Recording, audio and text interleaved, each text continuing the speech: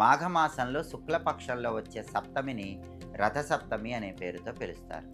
దీన్ని రథసప్తమి అని ఎందుకన్నారంటే, ఈరోజు తెల్లవారుజామున ఆకాశంలో గ్రహాలు, నక్షత్రాలు అన్నీ కూడా ఒక రథం ఆకారంలో ఏర్పడతాయి. అందుకే దీన్ని రథసప్తమి అన్నారు. అలాగే రథసప్తమి నుంచి సూర్యుడి రథం తన గమనాన్ని మార్చుకుంటుంది. ఉత్తర దిక్కు వైపు తిరిగి వేగంగా ప్రయాణం చేస్తూ ఉంటుంది.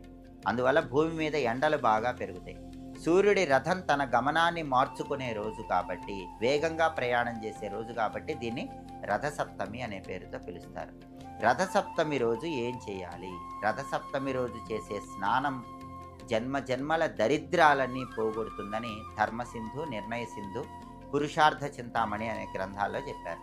మరి స్నానం ఎలా చేయాలంటే, రథసప్తమి రోజు స్నానం చేసేటప్పుడు 7 జిల్లేడాకులు, 7 రేగి పండ్లు తల మీద ఉంచుకొని శిరస్నానం, తలంటు స్నానం చేయాలి.